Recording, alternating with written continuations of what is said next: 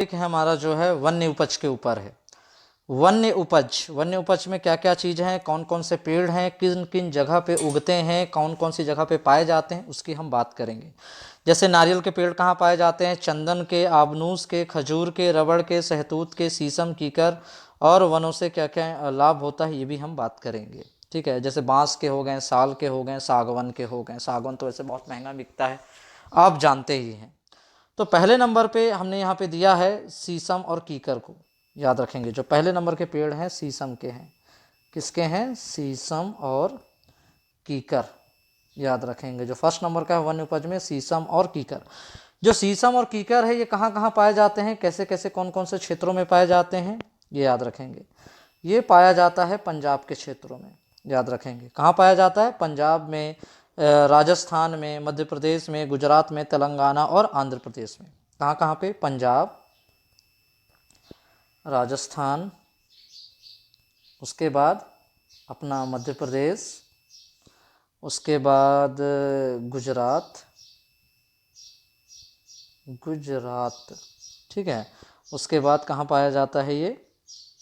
गुजरात के बाद तेलंगाना में, तेलंगाना, ठीक है। उसके बाद कहाँ पाया जाता है ये? आंध्र प्रदेश में, आंध्र प्रदेश। तो बात हो रही है किसकी? शीशम के वृक्ष की या कीकर के वृक्ष की। ये कहाँ कहाँ पाए जाते हैं? पंजाब में। वो है खजूर का, जी। खजूर जो बहुत ही स्वादिष्ट, बहुत ही मीठा और बहुत ही बलवर्धक फल होते हैं। इसके वृक्ष कहाँ कहाँ पे? भारत पे पाए जाते हैं। बाकी ये अरब तरफ तो फेमस ही हैं पाने के लिए, वहाँ तो इनकी बड़े बड़े बाग हैं, बगीचे हैं, लोगों के सैकड़ों हजारों पेड़ों वृक्ष होते हैं वहाँ पे। बात करते हैं ये इंडिया में अगर है तो ये कहाँ कहाँ पे पाया जाता है। वो कौन सा पेड़ है? वो है खजूर।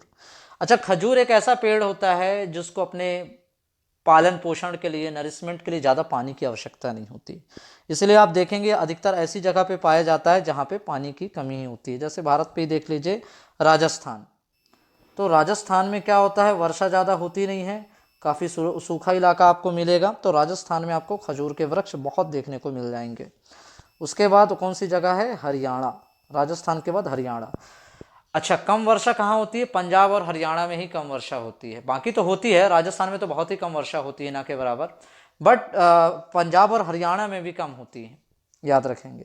तो बाकी खेती किसानी के लिए पर्याप्त तो नहीं होती, लेकिन होती है। वहाँ पे भी और भी कई तरीके हैं जो किसान यूज़ करते हैं अपनी फसलों के लिए। तो राजस्थान, उसके बाद कौन है? हरियाणा है। हरियाणा के बाद कौन है? दक्षिण पश्चिमी पंजाब में। जो पंजाब का दक्षिण और पश्चिम का भाग है उस जगह पे भी खजूर के पेड़ बहुत पाए जाते हैं। कहाँ पे पाए जाते हैं? दक्षिण पश्चिमी पंजाब। यहाँ पे भी आप देखेंगे अच्छा खासा आपको खजूर के खूब सारे वृक्ष मिल जाएंगे। तीसरे नंबर पे जो वृक्ष हमने रखा है वो है देवदार। आपने सुना होगा, बेहतरीन वृक्ष होता है देवदार का पेड़। ये सबसे महत्वपूर्ण वृक्ष है। यह विशेषकर हिमालय क्षेत्रों में ही उगते हैं। ये ऐसे वृक्ष हैं जिनको अच्छी खासी ठंडी जगह चाहिए उगने के लिए, और ये अच्छे खासे लंबे होते हैं, बड़े होते हैं, विशाल होते हैं। ये कहाँ मिलेंगे आपको? हिमालय के क्षेत्रों में ही अधिकतर मिलेंगे। चौथे नंबर पे रखा है हमने सागवन को। सागवन जो काफ़ी महंगा होता है, जिसके बहुत ज़्यादा फर्नीचर बनते हैं, जिसकी डिमांड बहुत ज़्यादा होती है। जो सागवन के वृक्ष हैं वो मिलते हैं पश्चिमी घाट में। पश्चिमी घाट के बाद कहाँ मिलते हैं? पश्चिमी घाट पे, ठीक है। जो ईस्टर्न घाट है वहाँ पे ये मिलते हैं। उसके बाद नीलगिरी में। कहाँ मिलते हैं? नीलगिरी।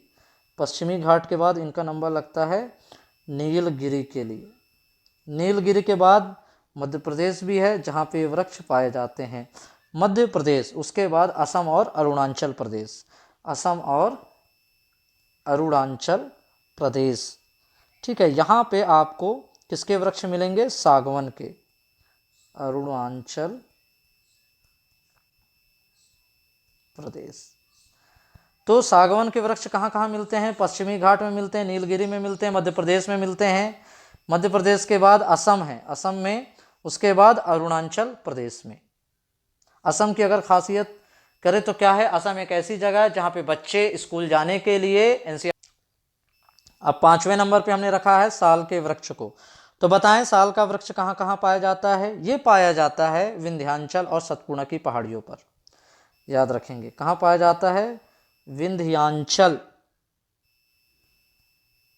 और सतपुड़ा की पहाड़ियों पर ये पाया जाता है। उसके बाद छोटा नागपुर, छोटा नागपुर, छोटा नागपुर में भी ये पाया जाता है। छोटा नागपुर का जो पठार है वहाँ पे, उसके मतलब ये पहाड़ी इलाकों पे ये जो वृक्ष है किसका? साल का अधिकतर पाया जाता है। उसके बाद उड़ीसा में, उसके बाद कहाँ पे? उड़ीसा। उड़ीसा के बाद और उत्तराखंड के पहाड़ी भागों पे कहा गया ना, जैसे कि ये ऐसी जगह पाया जाएगा जहाँ पे पहाड़ ज़्यादा हैं। उड़ीसा के बाद उत्तराखंड के पहाड़ियों पर, उत्तराखंड के पहाड़ियों पर ये वृक्ष। अब 6वें नंबर पे हमने रखा हुआ है बांस को। बांस तो सभी लोगों ने देखा होगा, सभी जानते होंगे। तो जो बांस के पेड़ हैं, क्योंकि बांस के बहुत सारी चीज़ें बनती हैं, बहुत सारे आइटम्स बनते हैं, तो जो बांस है वो कहाँ पाया जाएगा? पश्चिम बंगाल में, बहुत भारी मात्रा में वहाँ पाए जाते हैं। कहाँ पे? पश्चिम बंगाल में। ठीक है, पश्चिम बंगाल में। पश्चिम बंगाल के अलावा ये हिमालय पर्वत के साथ साथ जो भी हिमालय पर्वत से लगे हुए क्षेत्र हैं वहाँ पे ये पाया जाता है। कहाँ पाया जाता है? हिमालय पर्वत के साथ साथ, हिमालय पर्वत के साथ साथ कह सकते हैं इसे, हिमालय पर्वत के साथ साथ। उसके बाद केरल, कर्नाटक, महाराष्ट्र और मध्य प्रदेश तथा पश्चिमी उत्तर प्रदेश में मिलता है। याद रखेंगे। पहला कहाँ? पश्चिम बंगाल में, हिमालय पर्वत के साथ साथ। उसके बाद और भी बहुत सारे देश हैं जहाँ बांस की भरपूर मात्रा आपको मिलेगी, जैसे कि केरल। केरल के बाद क्या है? कर्नाटक। कर्नाटक के बाद क्या है? महाराष्ट्र, महाराष्ट्र। उसके बाद मध्य प्रदेश, मध्य प्रदेश के बाद पश्चिमी उत्तर प्रदेश में भी। उत्तर प्रदेश के कौन से भाग में? पश्चिमी में। तो पश्चिमी उत्तर प्रदेश के भागों में। 7वें नंबर पे हमने रखा हुआ है नारियल के पेड़ को। किसके? नारियल के पेड़ को, नारियल के वृक्ष को। तो नारियल का वृक्ष कहाँ कहाँ मिलता है? नारियल का नाम आया, जाहिर सी बात है मन में तुरंत आया केरल वगैरह। ठीक है, पश्चिम बंगाल में नारियल कहाँ मिलता है? पश्चिम बंगाल। पश्चिम बंगाल में दो चीज़ें पता चली, वो कौन कौन सी? एक बांस बहुत मिलता है, दूसरा नारियल बहुत मिलता है पश्चिम बंगाल में। उसके बाद पूर्वी तथा पश्चिमी तट के मैदानों में, याद रखेंगे, पूर्वी तथा, इनका पूरा नोट्स बना करके कॉपी में लिखें ताकि आपको अच्छे से लर्न हो और अच्छी खासी जो आपकी जनरल स्टडी है उस पर आपको बढ़ोतरी हो जाए, आपको वहाँ पे ग्रोथ मिले। ठीक है, पूर्वी तथा पश्चिमी तट के, पूर्वी तथा पश्चिमी तट के, पूर्वी तथा पश्चिमी तट के मैदानों में, पूर्वी तथा पश्चिमी तट के मैदानों में क्या मिलता है? नारियल मिलता है। ठीक है, और सबसे अधिक अगर बात करें तो कहाँ मिलता है? सबसे ज़्यादा अगर नारियल मिलता है तो जानते हैं, one and only Kerala, Kerala में सबसे। और आबनूस को, जी हाँ, चंदन का नाम आता है, इसका मतलब खुशबू तो आपने देखी ही होगी चंदन की कितनी बेहतरीन होती है। चंदन और आबनूस दो बेहतरीन तरह के जो पेड़ हैं वो कहाँ मिलते हैं?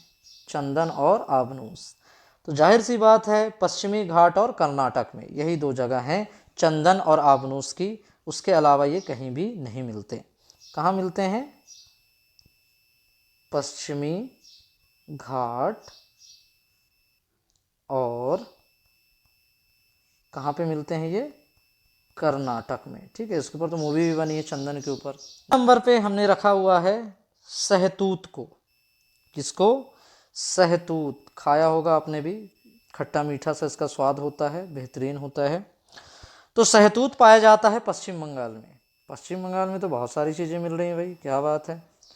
पश्चिम बंगाल, पश्चिम बंगाल में सहतूत भी पाया जाता है, नारियल भी पाया जाता है, और जल्दी बताएं क्या पाया जाता है? बांस पाया जाता है। ठीक है ना, तो सहतूत कहाँ पाया जाता है अगर पूछा जाए तो पश्चिम बंगाल में भी मिल जाएगा। और उसके बाद कहाँ मिलेगा? असम, असम जो कि चाय के लिए फेमस है। उसके बाद कहाँ मिल जाएगा? मेघालय, मेघालय कहाँ मिलेगा? मेघालय में। पश्चिम बंगाल, असम, मेघालय। उसके बाद जम्मू कश्मीर, पंजाब और उत्तर प्रदेश में। ठीक है, मेघालय के बाद कहाँ मिलता है ये? जम्मू और कश्मीर जम्मू और कश्मीर। उसके बाद कहाँ मिलेगा ये? पंजाब और उत्तर प्रदेश में। पंजाब और उत्तर प्रदेश। नंबर पे हमने रखा हुआ है रबड़ को। रबड़ और सिनकोना के जो वृक्ष होते हैं वो कहाँ कहाँ मिलते हैं? ठीक है, रबड़ और सिनकोना के वृक्ष, रबड़ और सिनकोना के। चले देखते हैं कहाँ कहाँ मिलते हैं। सबसे पहला तो यहाँ पे है असम। कहाँ मिलते हैं? असम में मिलेंगे। उसके बाद कहाँ मिलेंगे? मेघालय में। असम और मेघालय। असम मेघालय में क्या मिलेगा? रबड़ और सिनकोना के वृक्ष। उसके बाद अरुणाचल प्रदेश में। अरुणाचल प्रदेश। अरुणाचल प्रदेश, ठीक है। असम, मेघालय, अरुणाचल प्रदेश। उसके बाद कहाँ मिलेगा? नीलगिरी की पहाड़ियों पर। नीलगिरी की पहाड़ियों पर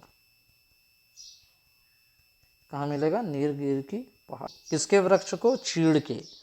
उसके बाद कैल के वृक्ष को। उसके बाद सफ़ेदा के वृक्ष को। ये जो तीन वृक्ष हैं, चीड़ का, कैल का, सफ़ेदा का, ये कहाँ कहाँ पाए जाते हैं?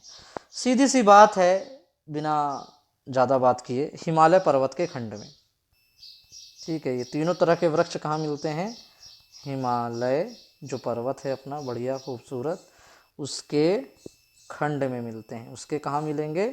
खंड में। याद रखेंगे। फ़ायदा होता है या कोई लाभ क्या क्या होता है? तो यहाँ पे हमें वनों से बहुत सारे लाभ होते हैं। दुनिया में तो आप जानते ही, अगर पेड़ पौधे ना हो तो क्या हो? सबसे पहला लाभ है कि हमें ऑक्सीजन देते हैं। इससे बड़ा लाभ तो हमें और कुछ चाहिए ही नहीं। इसके अलावा भी कई लाभ होते हैं वनों से, बहुत सारे फ़ायदे होते हैं। क्या क्या फ़ायदे होते हैं? इमारती लकड़ी हमें मिलती है। इमारती लकड़ी समझते हैं, सोफ़ा बनाने के लिए, घर बनाने के लिए, ठीक है, बेड बनाने के लिए हमें क्या मिलती है? इमारती लकड़ी मिलती है। उसके बाद ईंधन मिलता है। आप देखेंगे हर जगह तो गैस का यूज़ नहीं होता ना, बहुत सी जगह खाना पकाने के लिए वृक्षों का ही यूज़ होता है, लकड़ियों का ही यूज़ होता है, जलाऊ लकड़ी का। उसके साथ ही साथ हमें चारा भी प्राप्त होता है। गाय भैंस जानवरों के लिए क्या मिलता है? चारा मिलता है, पत्तियाँ मिलती हैं उनके खिलाने के लिए। उसके बाद अनेक जड़ी बूटियाँ प्राप्त होती हैं, हर्ब्स, सबसे मोस्ट इम्पॉर्टेंट। तो वनों से हमें क्या मिलता है? हर्ब्स मिलती हैं, जड़ी बूटियाँ मिलती हैं। उसके अलावा क्या मिलता है? औषधियाँ प्राप्त होती, जड़ी बूटी औषधियाँ सेम हो गई। उसके बाद गोंद हो गया, बिरौजा हो गया, रंग हो गया, तारपीन हो गई, खाल, ये सब कहाँ से मिलती है? हमें वृक्षों से ही मिलती है। ठीक है, क्या क्या हो गया? गोंद, गोंद समझते हैं आप, खाने का भी यूज़ होता है गोंद पे। उसके बाद बिरौजा हो गया, एक विशेष प्रकार की चीज़ है ये। उसके बाद रंग हो गया, इतने। और साथ ही साथ हमें क्या मिलता है? तारपीन भी मिलता है। तारपीन के अलावा अगर बात करें तो लाख हो गया, खाले हो गए, समूर आदि वनों से ही प्राप्त होता है। वनों के सहारे अनेक उद्योग चलते हैं। बहुत सारे जो उद्योग होते हैं पेड़ पौधों के दम पे ही चलते हैं। याद रखेंगे, जो अनेक उद्योग हैं पेड़ पौधे वनों के ही दम पे चल रहे हैं। ठीक है, जैसे कि कागज़ का कारखाना हो गया, दिया सलाई हो गया, ठीक है, बिरोजा शोधन हो गया, बूट पॉलिश की चीज़ें हो गई, साबुन हो गया, खेलों के बहुत सारे सामान हो गए जैसे बैट वगैरह, स्टंप वगैरह, और भी बहुत सारी चीज़ें। ये सब कहाँ से होती है? वनों से ही तो हमें मिलती है। ठीक है, उसके बाद वन वायु को शीतल और मिट्टी को नम रखते हैं। सबसे बड़ी बात यह है कि जो वन होते हैं, जंगल होते हैं, जो हमारी वायु होती है उसको क्या रखते हैं? ठंडा रखते हैं, शीतल रखते हैं। उसके बाद नम रखते हैं, उसमें थोड़ी पानी भी रहता है, हवा में क्या हल्का पानी भी रहता है, नमी रहती है, तथा वर्षा में सहायक होते हैं। सबसे इम्पोर्टेंट तो यही है। वर्षा में सहायक कौन होते हैं? वन होते हैं। वन बाढ़ को रोकते हैं, सबसे बड़ी बात है। वन क्या करते हैं? बाढ़ को आने से रोकते हैं। उसके बाद सबसे इम्पोर्टेंट क्या है? भूमि कटाव को रोकते हैं। ये सारा आप एक ऐसे की तरह लिख सकते हो कहीं, अगर आपको इस तरह से पूछ रहा है तो। वन क्या करते हैं? तारपीन देते हैं, उद्योगों को चलाते हैं। जो वायु होती है उसको एकदम गर्म नहीं रखते हैं, उसको बल्कि ठंडा करते हैं, वरना इतनी गर्म वायु में तो हम मर ही जाएंगे, जी कहाँ से पाएंगे। ठंडा करते हैं, और जो वायु होती है उसको नमी प्रदान करते हैं, वर्षा का कारण होते हैं, बाढ़ को रोकते हैं। उसके बाद मोस्ट इम्पॉर्टेंट क्या है? भूमि जो होती है, ज़मीन जो होती है,